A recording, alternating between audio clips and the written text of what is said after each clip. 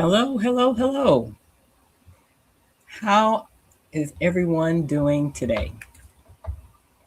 First, I want to thank you so much for joining me. I know that you are extremely busy this evening, as we all are, and you're trying to escape the heat. It was really a scorcher today, wasn't it? And I want to remind everyone to please stay hydrated. That's very important when the heat index gets as high as it was today. So thank you so much for tuning in with me this evening. Welcome, welcome, welcome. Whether you're joining us from Facebook, LinkedIn, YouTube, or Instagram, thank you for spending part of your evening with us. My name is Savitria Bonaparte. I'm a registered nurse, nurse educator, nurse leader, and Army veteran, and the founder of the Independent Nurses Integrity and Readiness Council, or INIRC for short. A few things I wanted to remind you about this evening. This is not a lecture. It's not a webinar. It's a community conversation. A conversation about our profession and our patients and the future of nursing. So as you start to come in, I'd like for you to drop in the chat where you're from. I'd like to know who's in the room. I'll give you a few minutes to do that before we continue.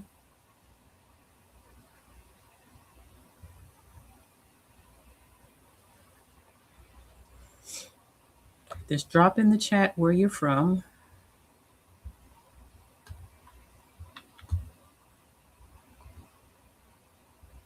All right, I just opened the chat.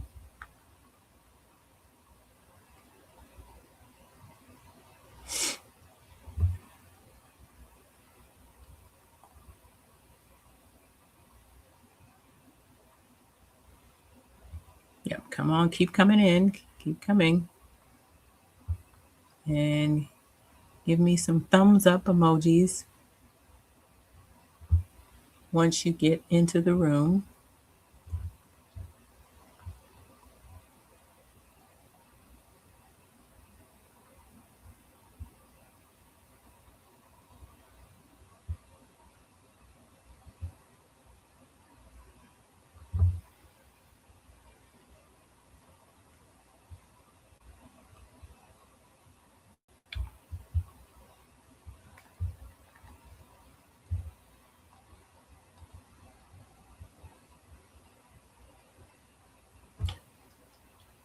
Okay, let's move on. I want to know where you're watching from. Okay, where exactly are you watching from? What's your specialty in nursing? And how many years have you been a nurse? Please put it in the chat. I want to see. I want to see it. I'm nosy tonight.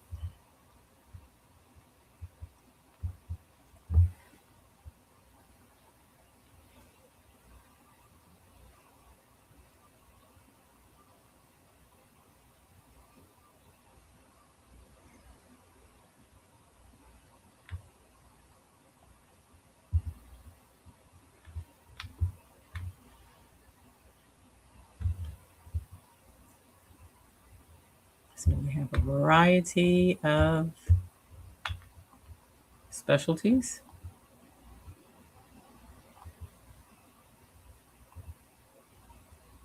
That's great.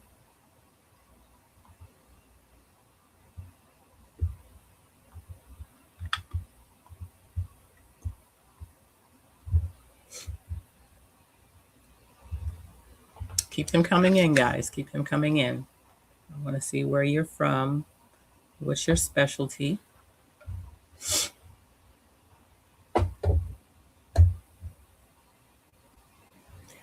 If you're a nursing student, a nurse educator, a healthcare leader, let us know that.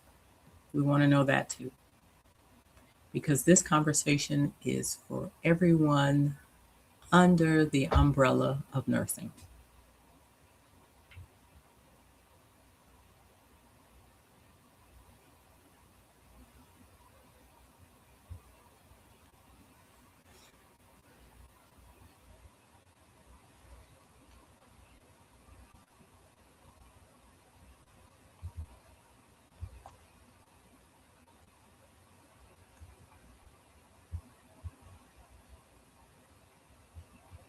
Great, wonderful. I'd love to see that.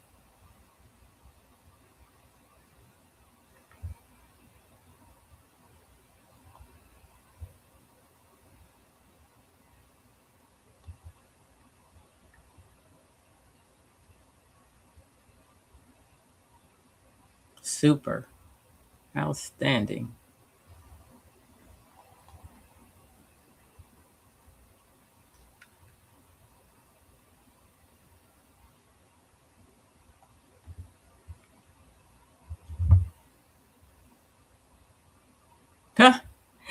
That's funny.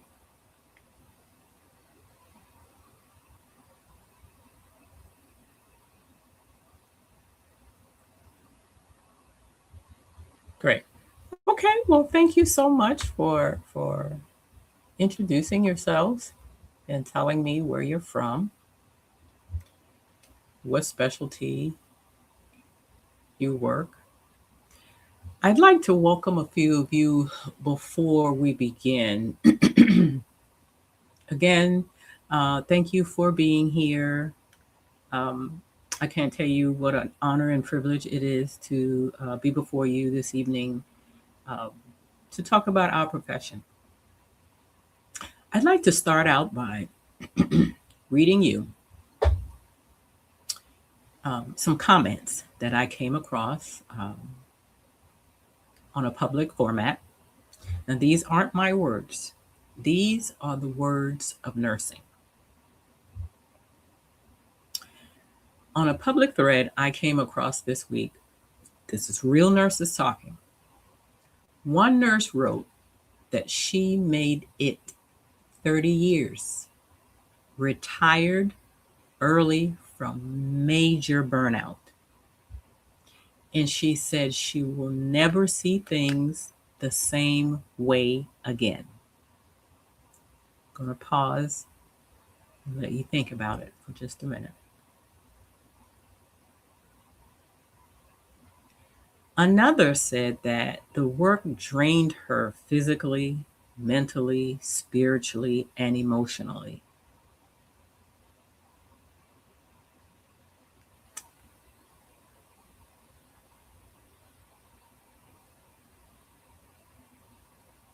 And this is the one that really got my wheels turning.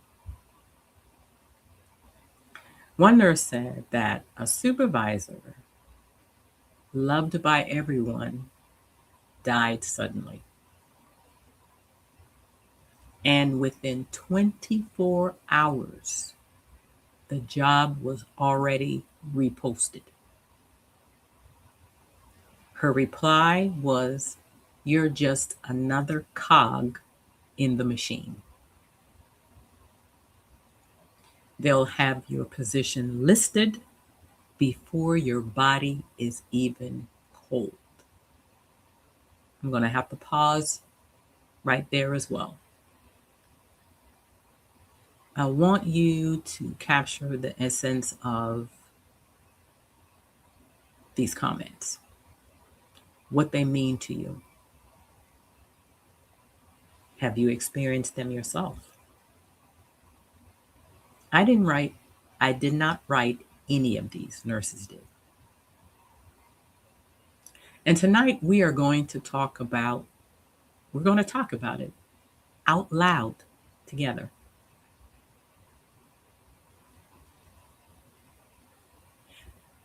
Now, this is going to be an interactive discussion. So, what I'd like for you to do, I'd like for you to drop in the chat one word about how your unit or your place of work feels right now? Just one word. Go.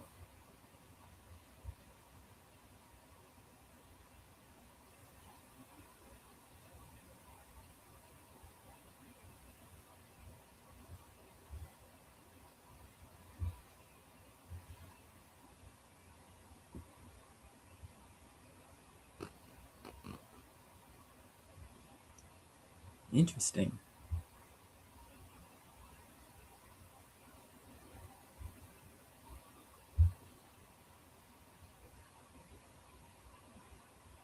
Hmm.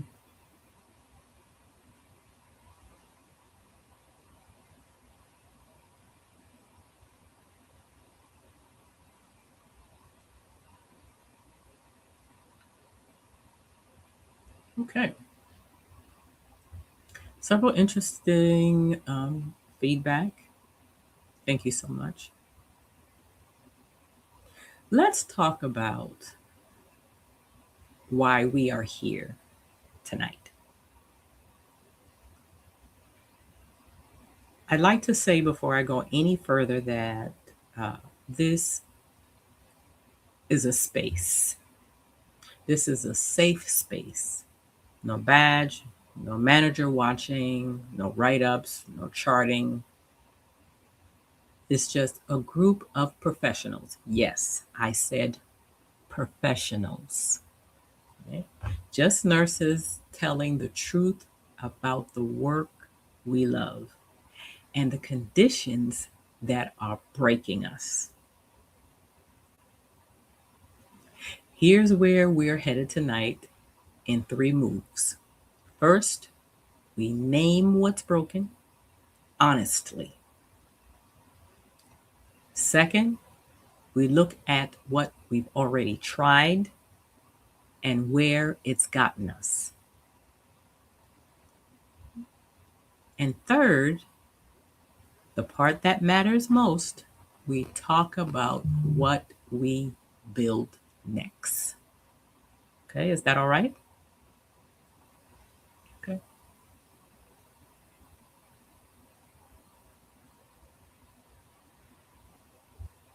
Most of you know that nursing, or the profession, is the largest group of healthcare providers in this country.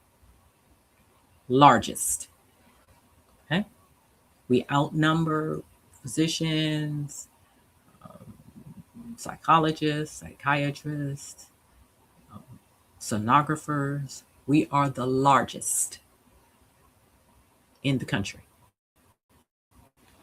We have the numbers to redesign our profession around our values, the things that matter to us most. So let's get into it. Let's talk about what's broken. And I'm sure that uh, you could probably list many, many, many, many, many things about what's broken. Let's be precise about it, okay? For most of us, nursing itself isn't the problem because we wouldn't have gotten into this profession if it was nursing itself. Can we all agree? Yep, give me a thumbs up emoji.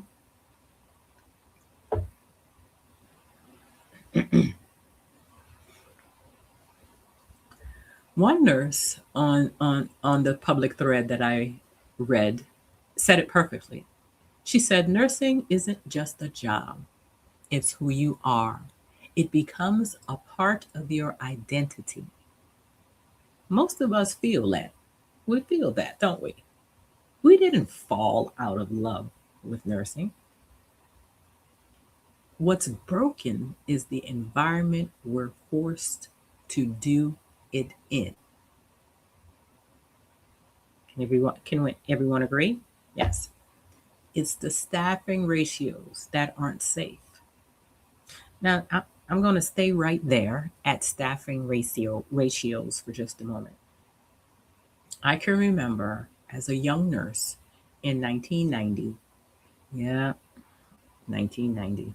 I was a new graduate in 1990. I remember the charge nurses.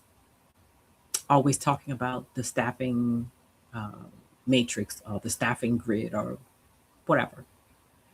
Um, Over the years, I came to understand what that is, what a staffing matrix is. And to be honest with you, I don't think that they are needed. I don't think that they are re- reflective of the actual acuity and the environment that nurses work in. Okay. All right.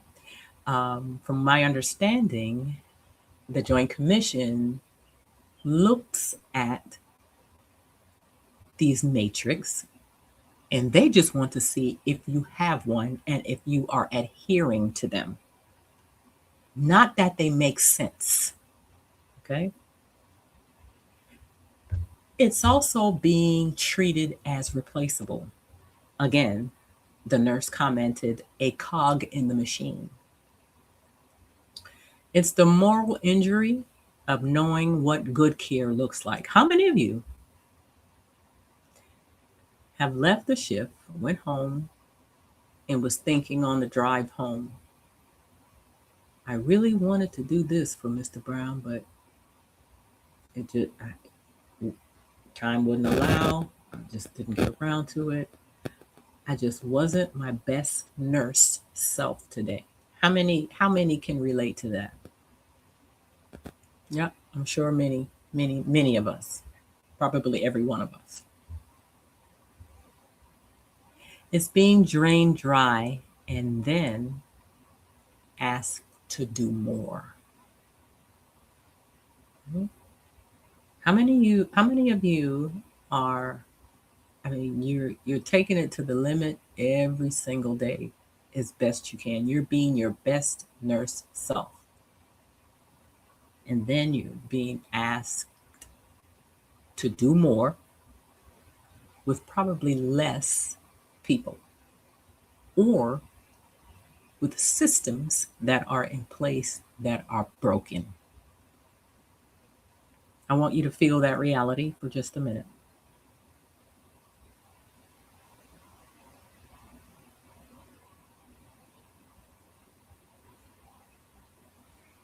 Okay, now we're at another chat moment. So tell me, what is the one thing about your work environment that is wearing you down the most? Put it in the chat. I want to see it in the chat. Put it in the chat, please. Tell me the one thing about your work environment that is wearing you down the most.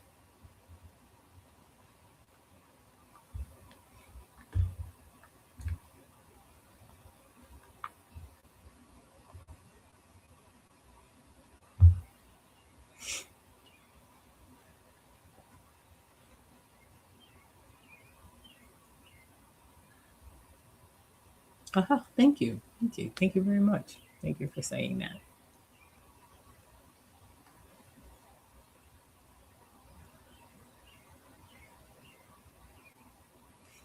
Looks like staffing or short staffing, staffing ratios,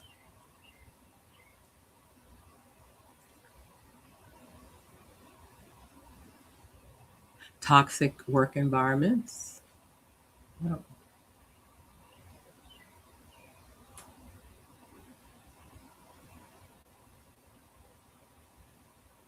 technology that fails most of the time. Okay. Yep. That can definitely affect your readiness.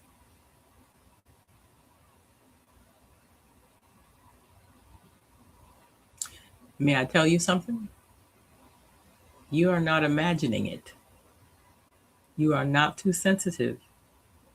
You are not the only one. This is real. This is real.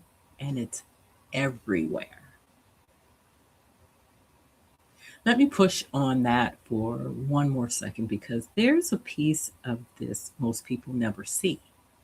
Hospitals are still using staffing grids to determine how many nurses are needed.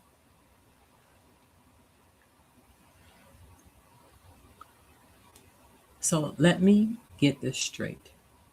You're using a piece of paper,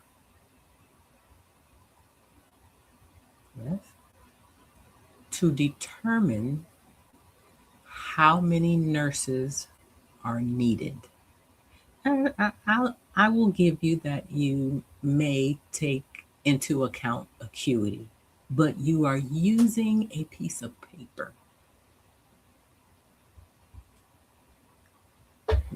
May I tell you something? The matrix, matrices, whatever they're called, the grids, is not a readiness measure.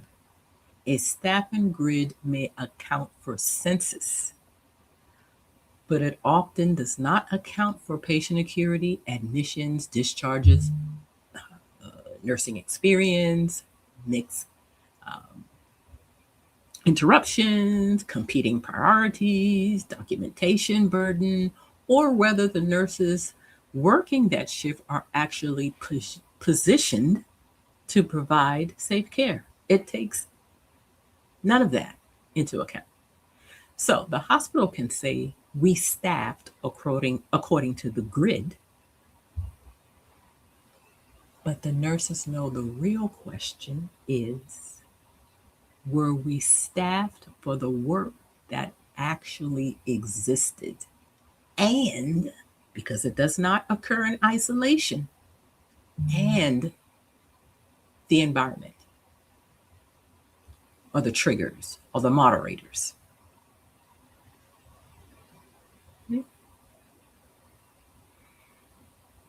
Okay, here comes another chat moment.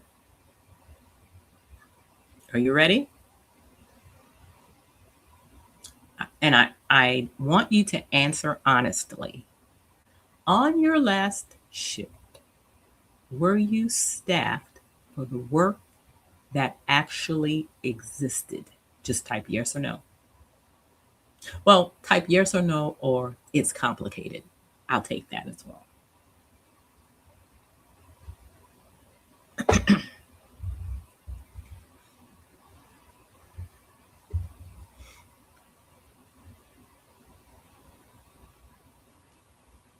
Be as honest.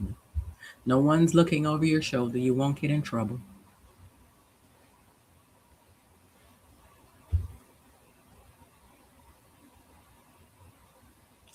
And here's what worries me the most as an educator. It's not just the experienced nurses that are leaving the bedside and the profession. It's the new nurses leaving before they actually arrive.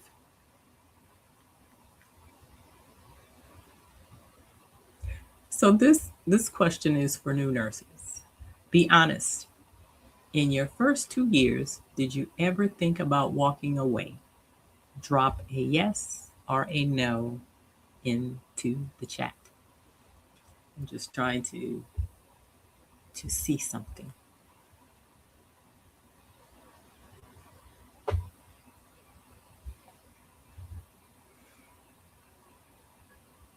Hmm. Interesting. Interesting. Interesting.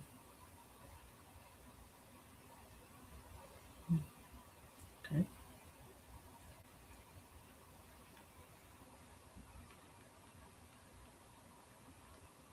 So now I'd like to, and I don't want you to forget everything that we've discussed.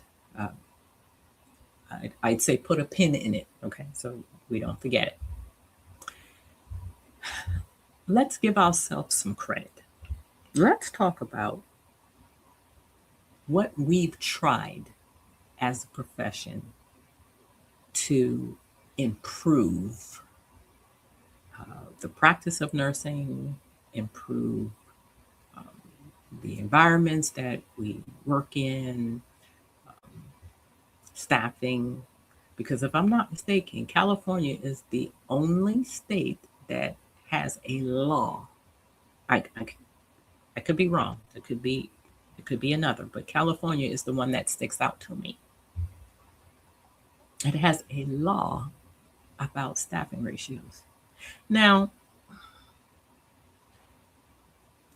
please help me understand because you see the gray hair, I do tend to be a little slower. Why would it take a law to keep patients safe? Somebody talk to me.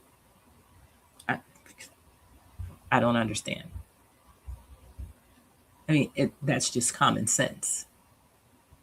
Staffing, appropriate staffing, is just common sense. If you want X, then you have to provide Y, right? If you want quality outcomes, then you must staff accordingly. And not just staff with bodies, but staff with nurses who are ready at the point of care. Okay. Now we haven't been silent. We've been doing so many things um, in this fight for our profession. We have walked picket lines. There's a organization not far from me here in Maryland who plans to actively strike um, this week, next week. Right? We've been doing it for years.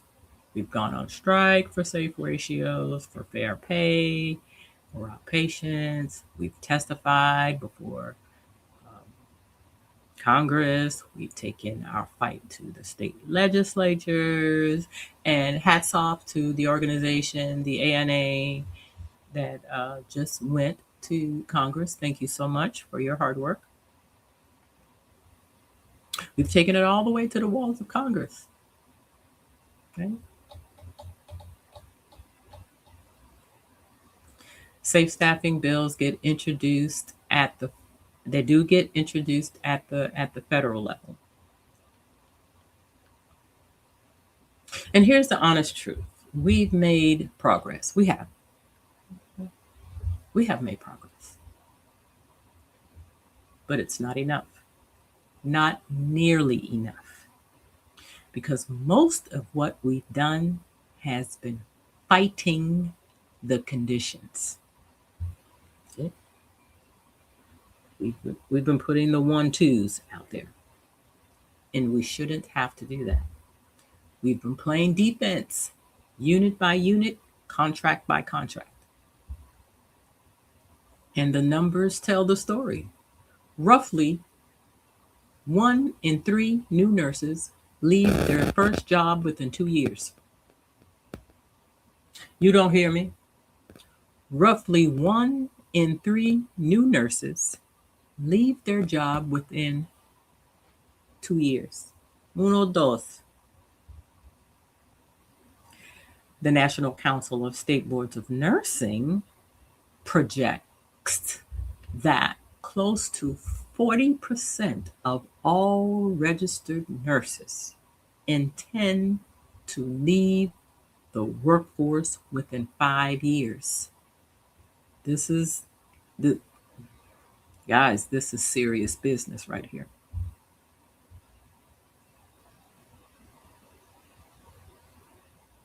I want that to sit with you for a little while. If new nurses plan to leave in 2 years,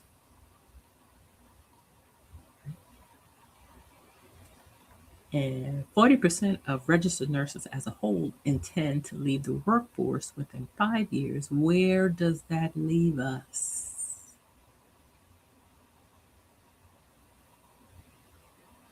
That is not a staffing hiccup. That's a profession that's hemorrhaging or bleeding out. And you cannot strike your way out of that problem.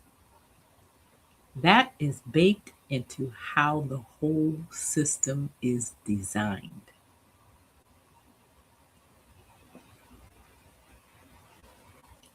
Which brings me to my next chat moment. Real talk. Do you feel like the changes we fought for have actually reached your bedside? Type yes, a little, or not at all.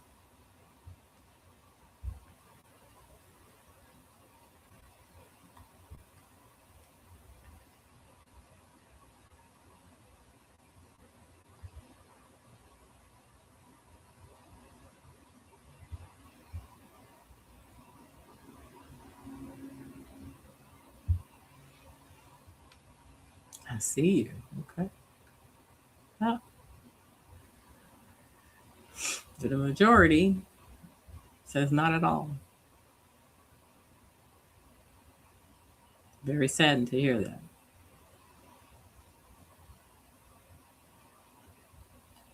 After everything that we have fought for, everything that we fought for.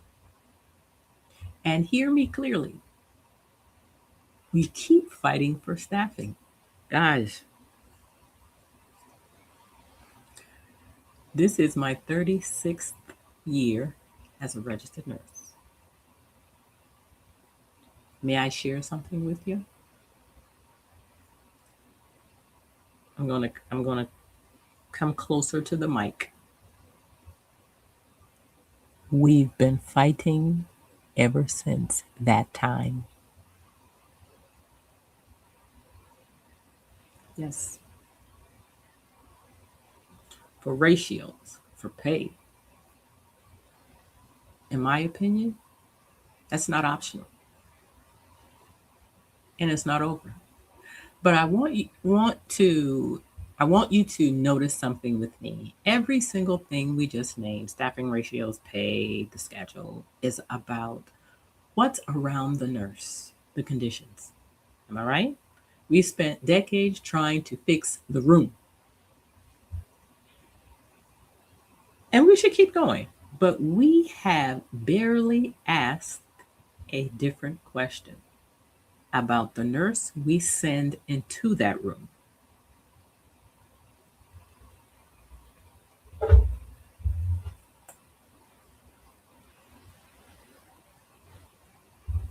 Which brings us to our next segment, readiness. Let's name it. Let's name the construct. Let's talk about readiness.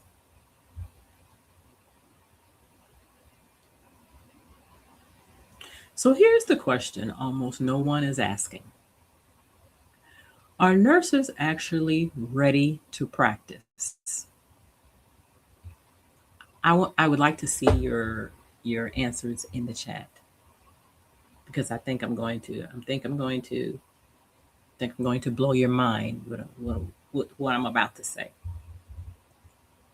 In your opinion, are nurses ready to practice? And I have to stop you before you write something. I don't mean licensed. I don't mean oriented. I don't mean um, completed competency checklist. That's not what I mean. I don't mean you've passed your boards. That makes you legally able to practice. We're talking about readiness. And those things are real, but they are not the same as readiness. And I think for far too long, healthcare has assumed that those um, things equal readiness. Let's define it. And I like to be careful with my language because this matters. Readiness is not a thing you either have or you don't. Okay? It's not a box you check. It's not a finish line you cross once. In my work, I treat readiness as a construct, something real that can be defined, described, studied, and measured. So here is my working definition. Readiness is a dynamic expressed state. Dynamic because it isn't fixed. It rises and falls with the patient in front of you, the acuity, the environment, the day. It is expressed because readiness isn't what's on your resume. It's what shows up or doesn't in the moment that care is needed.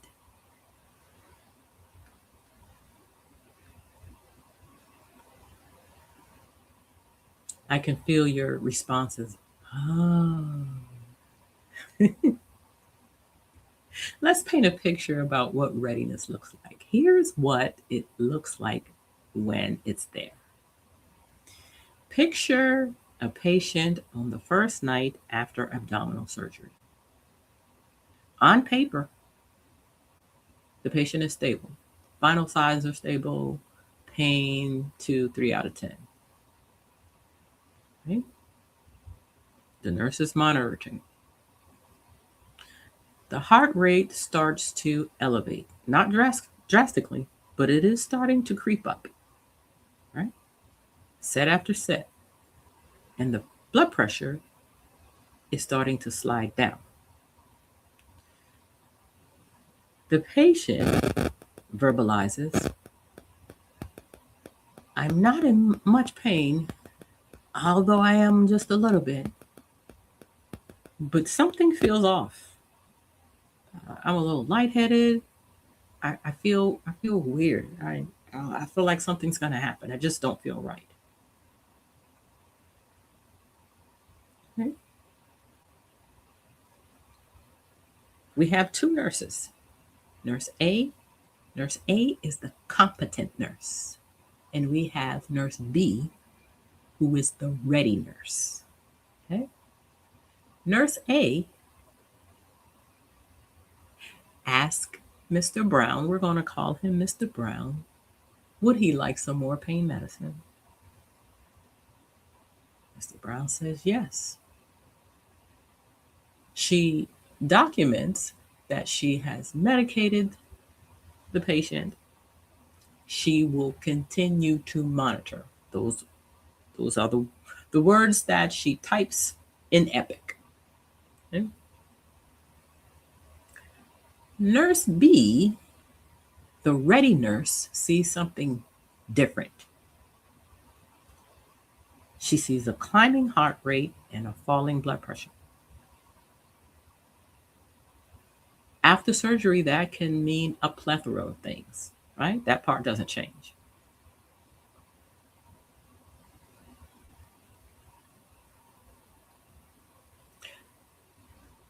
Now, Nurse B decides to put some oxygen on Mr. Brown, right? Retake his vital signs, checks his dressing,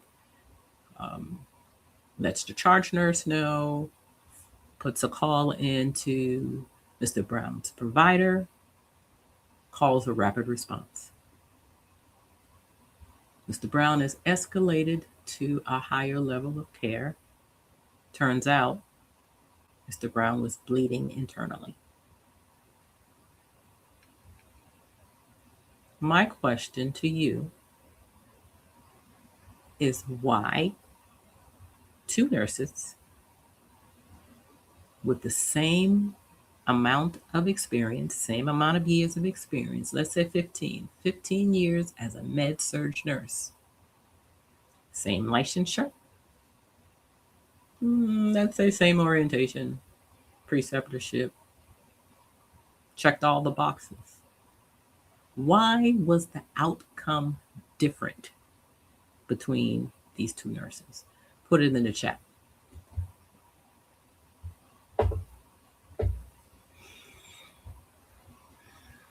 This is interesting. I can't wait to see your responses.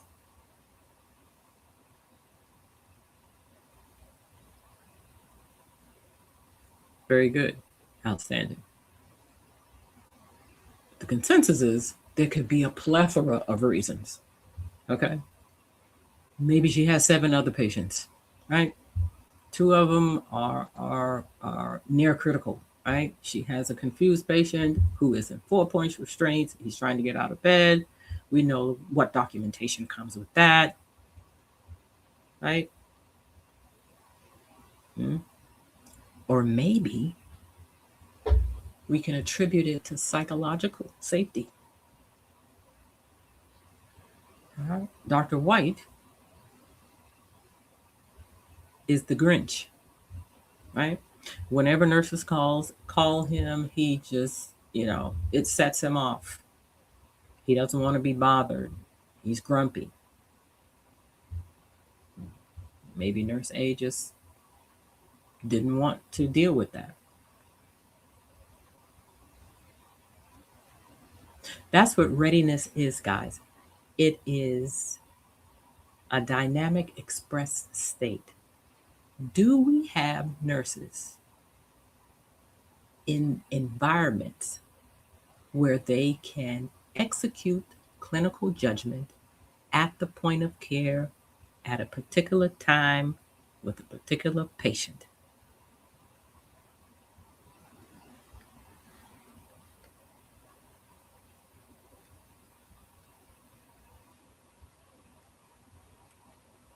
Now, readiness alone does not produce a good outcome.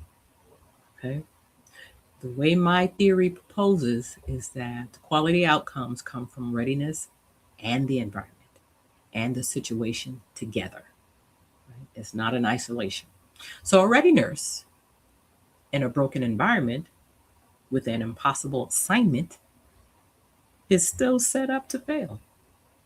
That's not her failing, that's the system, which is exactly what you told me back at the start of tonight. Do you see where we're going? Okay. So now that we've named it, be honest, on your first job, think about your first job. Were you ready by definition? Type ready or not ready, or thrown to the wolves? This I got to hear. I'll see. Want to hear it? Here it go. Thrown at the wolves. Thrown to the wolves. Mm.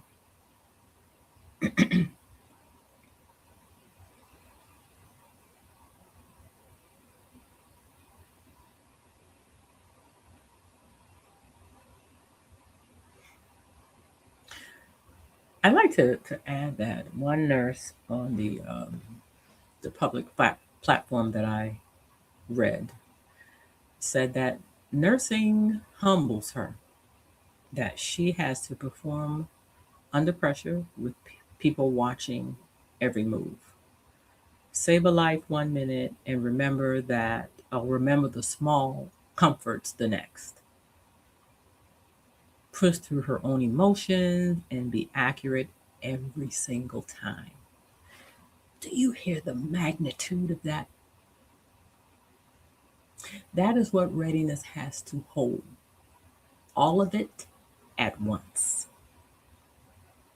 And when readiness isn't there, it doesn't just affect that nurse, it reaches that patient.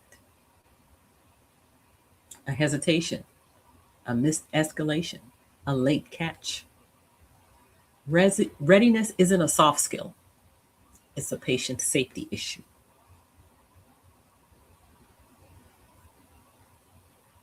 So here's the question that drives everything that I do. If readiness is real and important, why have we never had a real way to see it or measure it? In healthcare, we measure almost everything, don't we? But we don't measure this. We assume this. We assume that if I go on the Maryland Board of Nursing and I type in Savitria Bonaparte, I'm going to see that she is legally licensed to practice as a registered nurse in the state of Maryland. Check. If I go to an institution,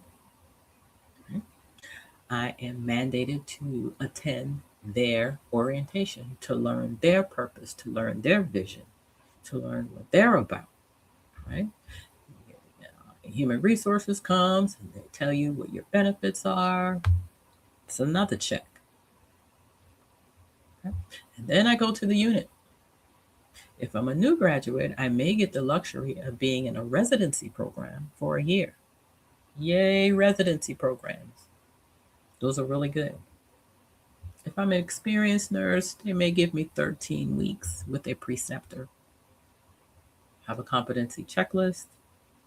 We have to ensure that they're all signed off. Yes, she can hang blood. Yes, she can insert a Foley catheter.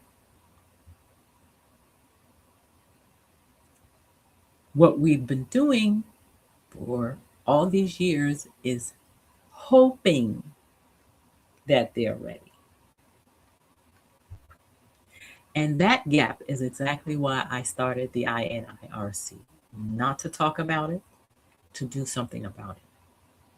And that means nurses partnering together and people who actually live this every shift to build the tool that finally catches this before it becomes more of a patient safety issue.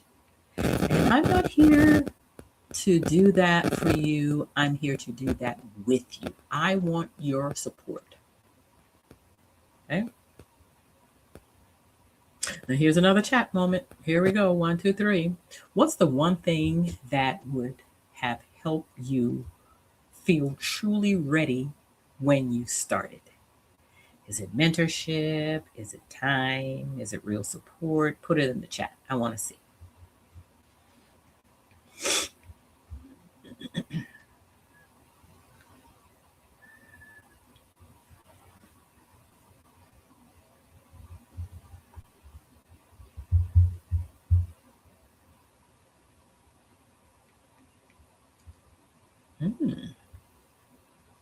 Okay, okay, okay.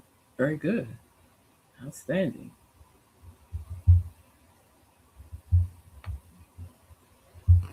So we've named the pain or pains. I believe this is hope with a plan.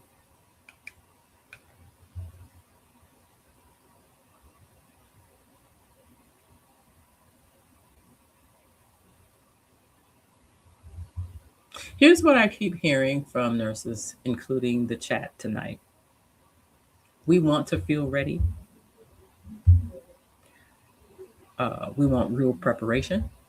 We want real mentorship. We want safe staffing ratios. We want better pay. We want support. Not just handed a badge and a patient load and a prayer. That's not what we want. We're over it. Okay? We want to feel heard. We want a voice in the decisions that shape our work. For the life of me, I can't understand why individuals who are not nurses make decisions for nurses. I don't understand. We want to feel appreciated, valued as professionals, not as cogs. And we want to feel excited again, to remember why we came. There was a time, I can remember being a new nurse in the year 1990 where I was, and I don't know if it's just due to I was happy to have graduated and passed NCLEX. During that time, you have to wait 2 weeks to get your results. But I loved going to work. I really did. Right? So, the change that we want to see is not going to get handed to us. We have to build it. And we are the ones who can. No one understands this work better than the people doing it. That's just real. Not administrators, and we need you. No disrespect. not consultants, us. I always say, do you want to know how you can best help nurses? Ask them. Dream with me for a second. Close your eyes, close your eyes, close your eyes. Dream with me for a second. If you could change one thing about nursing and it would actually stick, what would it be? Chat it, chat it, chat it, chat it. Mm-hmm. No, look at what you just wrote. That's not complaining. That's not complaining at all. That's a blueprint. That's nurses designing the future of nursing. Did you get that? Nurses designing the future of nurses. And that is exactly the work I want us to do together. So I'm going to invite you to become a member of the Independent Nurses Integrity and Readiness Council. Everything we've talked about tonight, readiness, voice, respect, redesigning this profession around our values, that work is the work of the INIRC, the Independent Nurses Integrity and Readiness Council, where we are building a home for nurses who are done waiting for someone else to fix our problem. A place to learn, a place to lead, and to help build what comes next from the ground up. I just had a thought, guys. Think about this. Think about a healthcare organization founded by nurses and ran by nurses.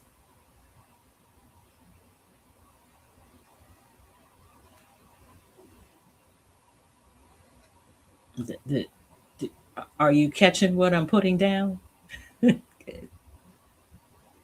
So let's talk about membership. So, what exactly do you get when you join? So, there are three tiers. Okay. You get a verified digital badge. You are an INIRC associate member. That you can put right on your LinkedIn. You can put it on your email signature. It's a public signal that you hold yourself to a higher standard. You get our monthly readiness brief. You get into our private community of nurses who get it, the real conversations, de identified, no judgment. You get a monthly live readiness conversation like this one every single month. And you get our career and financial resource library the day you walk in. And here's what I love most. Membership isn't a subscription that you sit on, it's a pathway that you climb. Level one, you're an associate member. That's where you start tonight. It's $9.99 a month. Okay, you join, you complete a short onboarding, you sign the professional integrity pledge, and you're in. Level two, you're a readiness practitioner. That's $15.99 a month. You don't just buy this one, you earn it after about 6 months of real engagement, reflections, live sessions, putting in the work. Okay. Level three, you become a readiness leader. And this is our highest tier. It's our highest individual designation earned after about a year. This is for the nurses who want to lead this movement, right? And sit down with leadership directly. So if you start as a member, you get to grow as a leader. That's the whole idea. Now look at your screen and you will see a QR code there. To join, just use that QR code. It will take you right to our website. Okay, and you can become a member tonight. And I'm excited to see so many of you. And everyone who joins right now comes in as a founding member. a founding member. So in 10 years, right, you can show, to your colleagues, your children, I was a founding member of the INIRC. Okay? That means you were here from the very beginning. You were a part of the building of this new movement. Not someone who showed up after it was built, but a founding member. And for some of you, I'm looking for more. Drum roll, dun dun dun dun. Currently, we are seeking an advisory council. If you are a nurse leader, a nurse educator, a researcher, an informaticist, you have expertise in ethics, you have expertise in equity, or you're a data analyst, a systems thinker, a nurse scientist, we need you on this council. Or someone who has lived this and has something to say about fixing it. We want to talk to you. All right.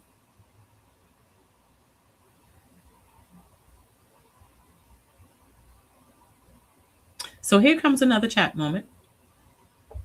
Scan the membership code on the left. Is it your left? Yeah, my right, your left. Okay. And type founding in the chat once you're in. I want to welcome our founding members live by name, if we have any.